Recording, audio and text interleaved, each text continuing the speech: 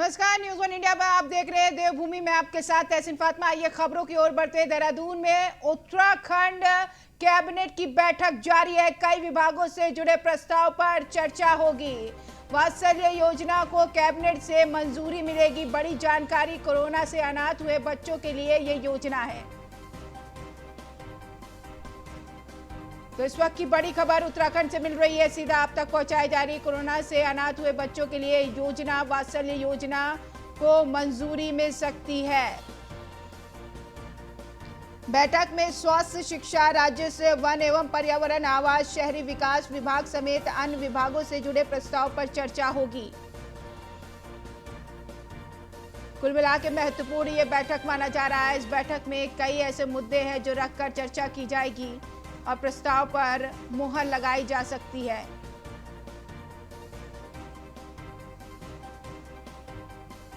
Resident editor Faheem तन्हा हमारे साथ हैं, जुड़ गए हैं जानकारी देने के लिए। इस बैठक को लेकर क्या कुछ जानकारी है फहीम? फातिमा, देखिए, बैठक अभी कैबिनेट की चल रही है और इस कैबिनेट बैठक में जैसा आपने बताया कि वात्सल्य योजना है सरकार की, जो कोरोना से अनाथ हुए बच्चे हैं उनको एक तरीके से आसरा है और बहुत बड़ा सहारा उन बच्चों के लिए है। और इस योजना में न सिर्फ उन बच्चों की देखभाल सरकार कर रही है, बल्कि ये प्रावधान भी हो रहा है उसके प्रारूप में, जो ड्राफ्ट तैयार हो रहा है नियमावली का, कि अगर माता पिता दोनों की जिनकी डेथ होगी, अनाथ हो गए हैं, तो उनको एक तो जो मासिक तौर पर धनराशि मिलेगी, उनकी शिक्षा व्यवस्था, स्वास्थ्य व्यवस्था वो फ्री होगी, उनको खाद्यान्न की व्यवस्था होनी है। और एक इससे भी बड़ी बात यह है कि जो अनाथ बच्चे हो जाते हैं, छोटे हैं, उनकी जो पैतृक संपत्ति है वो संपत्ति कोई और ना हड़प ले, कोई बेच ना दे, उनको बिल्कुल बेघर ना कर दे, इसकी व्यवस्था भी सरकार करने जा रही है।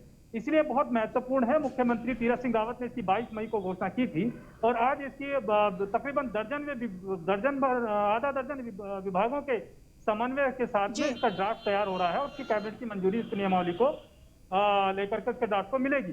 तो ये एक बड़ी महत्वपूर्ण योजना है। इसके अलावा और कई महत्वपूर्ण मुद्दे हैं जिन पर कैबिनेट में चर्चा हो रही है, जिनको फैसला भी कुछ देर के बाद माना जा रहा है। तकरीबन आधा घंटा और कैबिनेट की बैठक चलेगी, उसके बाद सारे फैसले सामने आ जाएंगे। उसमें आपदा प्रबंधन विभाग का भी है कि जो नियमावली है उसमें भी कुछ संशोधन होना है। दूसरा पेंशन का एक मामला है, उसका कुछ विसंगति चल रही है, उसकी नियमावली में थोड़ा संशोधन होना है।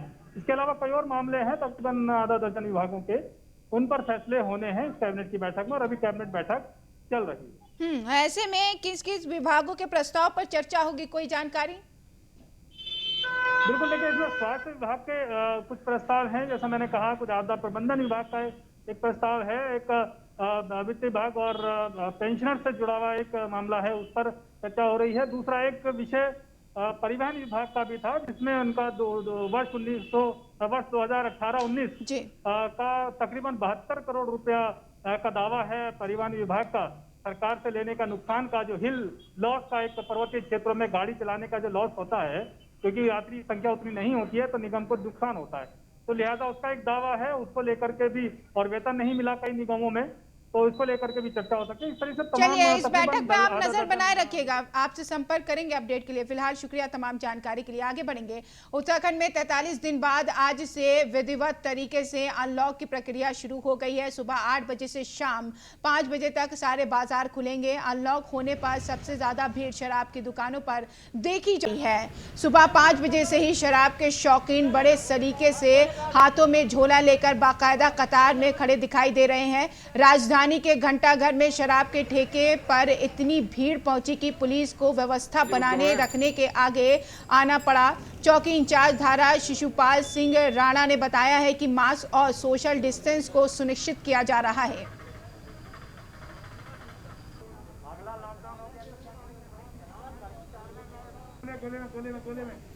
तो 45 दिन बाद खुले।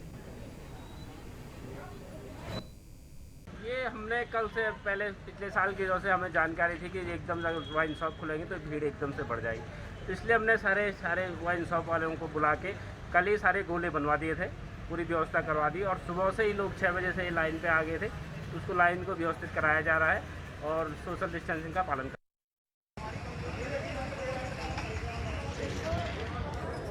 होने के बाद खुल रही है। इन सब के बीच मदिरा की दुकान पर काफी भीड़ देखी जा रही है।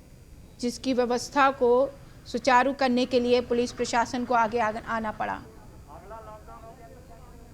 तो इस तरीके की तस्वीर देखने को मिल रही है।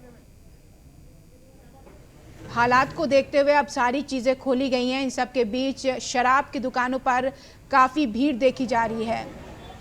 जाम के चक्कर में लोग अपनी जान जोखिम में डाल रहे हैं, लेकिन सोशल डिस्टेंस कराने को लेकर पुलिस प्रशासन आगे आया है। पुलिस प्रशासन ने वहां पर पहुंचकर सोशल डिस्टेंस की प्रक्रिया को कराया। नियमों का पालन करना बहुत ज़्यादा ज़रूरी है। यदि सरकार की तरफ से छूट मिल रही है तो लोगों को बहुत ज़्यादा समझने की ज़रूरत है। सारी दुकानें खोल रही हैं यहाँ पर, लेकिन शराब की दुकानें खुलने पर ज़्यादा भीड़ देखी जा रही है शराब की दुकानों पर। तो सुदीप जैन संवाददाता जुड़ गए हैं खबर पर जानकारी देने के लिए। सुदीप, 45 दिन में खुले हैं, जाम के चक्कर में लोग अपनी जान जोखिम में डाल रहे हैं। जी देखिए, 45 दिन बाद जो शराब ठेके खुले हैं, इसके बाद हमने देखा आज सुबह चूक खुलने का दिन निर्धारित था और एसओपी में कल संशोधन आने के बाद अभी 5 बजे तक खुलेंगे। कई स्थानों पर सुबह 5 बजे ही लोग शराब ठेकों की लाइन में लग गए थे। गोलों में वो खड़े हुए थे सामाजिक दूरी का पालन करने के लिए। पर जब तक जैसे ही शराब ठेके खुले तो एकाएक भीड़ बढ़ी। भीड़ बढ़ने के बाद हमने ये भी देखा कि जो सोशल डिस्टेंसिंग के नियम थे उनका पालन नहीं हो पाया और कुछ जगहों पर पुलिस ने सख्ती भी की। अभी मौजूदा स्थिति की बात करें तो सुल्तान बाजार जो राजधानी के प्रमुख बाजार है, वहाँ की साफ तौर पर बड़ी भीड़ है। कुछ लोग तो सिर्फ मार्केट घूमने आ रखे हैं। ऐसा लगता है कि बहुत दिनों से वो मार्केट आए तो मार्केट घूमने आए।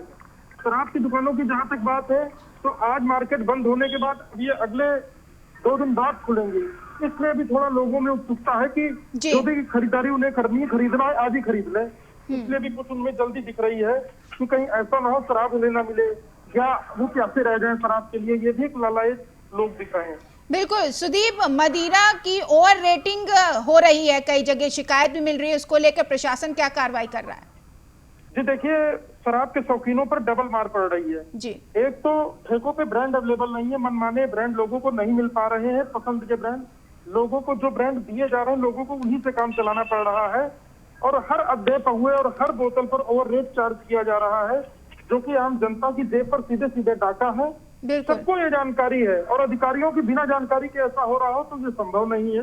राजधानी में धड़ल्ले से वो रेट है तो पहाड़ों में क्या होगा ये समझा जा सकता है। शुक्रिया सुदीप तमाम जानकारी के लिए।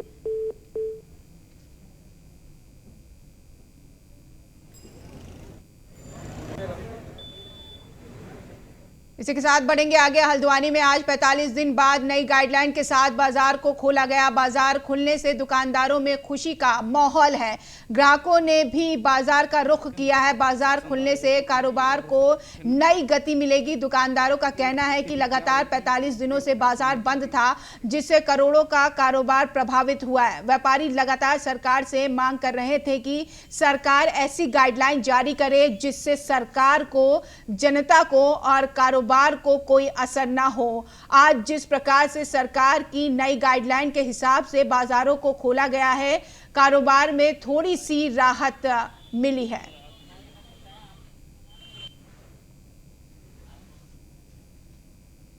आज 45 दिन बाद बाजार खुला है, बहुत अच्छा लग रहा है। बाजार खुलने के बाद कस्टमर को भी बड़ा अच्छापन लग रहा है। कस्टमर आ रहा है, सामान लेके जा रहा है, वरना तो कस्टमर परेशान हो रहा था।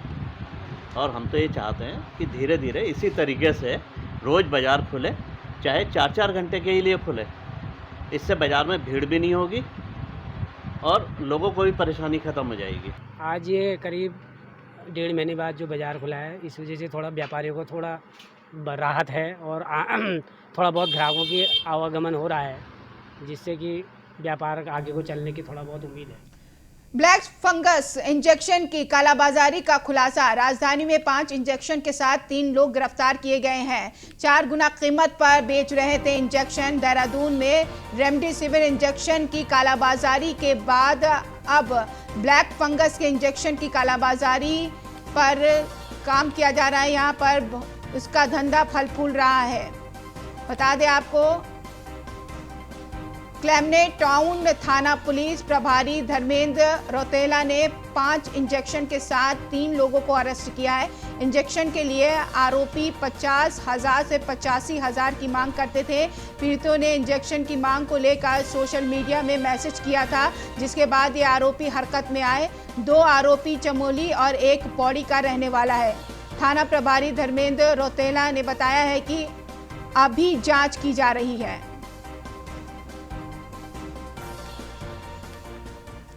केदारनाथ आपदा के बाद पटरी पर लौटती चारधाम यात्रा एक बार फिर से कोरोना महामारी के कारण दम तोड़ती नजर आ रही है। चारधाम यात्रा अस्थायी तौर पर स्थगित होने से यात्रा पड़ाव पर वर्षों से रोजगार करने वाले व्यापारियों के सामने रोजी रोटी का संकट खड़ा हो गया है। यहां तक कि बैंक लोन चुकाना भी व्यापारियों को भारी पड़ रहा है। सरकार की ओर से व्यापारियों को कोई राहत नहीं दी गई है, जिस कारण उनमें केंद्र और राज्य सरकार के खिलाफ गुस्सा बना हुआ है।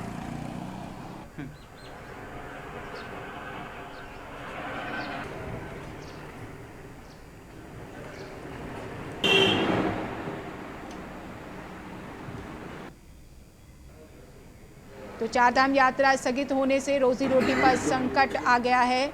बैंक लोन चुकाना भी इन कारोबारियों के सामने मुश्किल हो रहा है। इन व्यापारियों के सामने केंद्र और राज्य सरकार के खिलाफ इनका गुस्सा है, क्योंकि राज्य और केंद्र सरकार की तरफ से इनके लिए कुछ नहीं किया गया। इनके सामने रोजी रोटी का संकट आन पड़ा है। उत्तराखंड का तो दुर्भाग्य 2013 में भी देखने को मिला। उसके बाद 2-3 साल फिर यात्रा डंप रही। उसके बाद जो है ये कोरोना, और 2 साल से व्यापारी को नमक रोटी खानी बहुत मुश्किल हो रखी सर जी।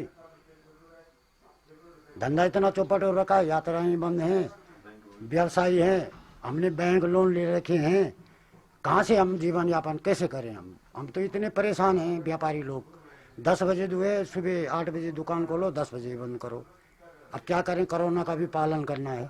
बहुत परेशानी आ रहे हैं, धंधा नहीं चल रहा है, रोड पे आदमी नहीं दिख रहा है। 2013 में केदारनाथ आपदा आई, फिर थोड़ा बहुत चला, फिर बीच में 2 साल से ये कोरोना हो रहा है। इसके चलते जो है हम बहुत परेशान हैं। घर का खर्चा निकालना, बच्चों को पालना बहुत मुश्किल हो रहा है। और फिर तो बंद ही है हमारे। फिर बैंक से लोन ले रखा है, फिर बैंकिंग लोन भी देना है, किस्त कहाँ से दें? बहुत परेशानी झेल रहे हैं हम लोग। ये जो पूरा क्षेत्र है केदारनाथ से लेकर के और हरिद्वार तक और बद्रीनाथ से लेकर हरिद्वार तक, हमारे चारों धामों के जो क्षेत्र हैं, ये सारे यात्रा पर निर्भर है और इनको इंतज़ार रहता है कि कब यात्रा खुले और उनकी रोजी रोटी चले। तो दूसरे साल लगातार यात्रा न चलने के कारण, और ये यात्रा के जो सबसे महत्वपूर्ण महीने हैं मई और जून महीने होते थे, तो लोगों में निराशा है और आर्थिक स्थिति बिल्कुल चरमरा गई है। और इस समय अगर सरकार आगे आकर के सरकार ने कोई पैकेज की घोषणा नहीं करी, या इन व्यवसाय से जो यात्रा से जुड़े हुए लोग हैं, चाहे होटल मालिक हों, चाहे टैक्सी वाले हों, चाहे ढाबे वाले हों या अन्य लोग हों, उनको मदद नहीं करी, तो मुझे लगता है कि इस समय स्थिति पानी सर से ऊपर चले जाए। कोरोना महामारी के कारण राज्य सरकार ने चारधाम यात्रा को अस्थायी तौर पर स्थगित किया है। ऐसे में केदारनाथ यात्रा से लेकर तुंगनाथ और मदमहेश्वर के यात्रा पड़ाव में वीरानी छाई हुई है। कोई भी भक्त बाबा केदार के दरबार में नहीं पहुंच रहा है। ऐसे में जिला प्रशासन रुद्रप्रयाग की पहल पर बाबा के भक्तों को घर पर ही प्रसाद भेजने की कार्य योजना बनाई गई है। बाबा केदार के प्रसाद को श्रद्धालु तक पहुंचाने के लिए मोबाइल पर संपर्क किया जाएगा। इसके लिए मिनी कॉल सेंटर स्थापित करते हुए सभी प्रक्रियाएं पूरी की जाएंगी। कोरोना काल में बाबा केदार के भक्तों को उनके घर तक डाक और कोरियर से केदारनाथ का प्रसाद भेजा जाएगा। केदारनाथ सोविनियर ग्रोथ सेंटर से बीते 6 सालों में चारधाम यात्रा पर आए 1.5 करोड़ श्रद्धालु के फोन नंबर एकत्रित किए गए हैं, जिनसे संपर्क कर प्रसाद भेजने की योजना है।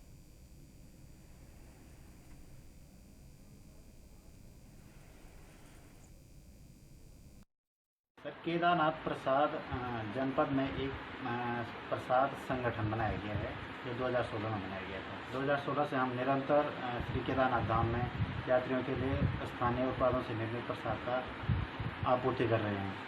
हमारे पास कई श्रद्धालुओं के फ़ोन आ रहे हैं, क्योंकि वर्तमान में कपाट बंद है, लेकिन पूजा वहाँ पे सुचारू रूप से चालू है। लेकिन श्रद्धालु चाहते हैं कि उनके नाम की पूजा हो और उनके लिए प्रसाद मिले। इसीलिए हमने यह पहल शुरू कर दी है कि हम श्रद्धालुओं की पूजा करके प्रसाद उनके घरों तक पहुँचाएँ। क्या प्रसाद में अगर हम कहें तो क्या कच्ची सामग्री उनके घरों तक पहुँचाते हैं, तथा महिलाएँ घर पर असेंबलिंग करने के बाद पुनः हमें दे देती। उधर लॉकडाउन में तुंगनाथ घाटी के ग्रामीण घरों में न रहते हुए ट्रैकिंग स्थलों का भ्रमण कर रहे हैं और प्रकृति से रूबरू हो रहे हैं। तुंगनाथ घाटी के विभिन्न गांव के 8 सदस्यीय दल विष्णुताल का भ्रमण करके लौटा है। ये दल विष्णुताल की खूबसूरती से रूबरू हुआ। इसके अलावा दल ने पैदल मार्ग का भी जायजा लिया। इसमें पूर्व भी एक दल विशुड़ी ताल का भ्रमण करके लौटा था। ताल अपने आप में एक बहुत ही खूबसूरत जगह है, जहाँ पे एक बहुत हाइट पे एक तालाब है कि आप कल्पना नहीं कर सकते हो कि यहाँ पे इस प्रकार का तालाब होगा। वहाँ के पानी की बड़ी खासियत है कि वहाँ के जो पानी होता है उसमें कीड़े वगैरह नहीं पड़ते, चाहे आप सालों तक उसको घर में बोतल में रख दो, बहुत ही शुद्ध जल होता है वो।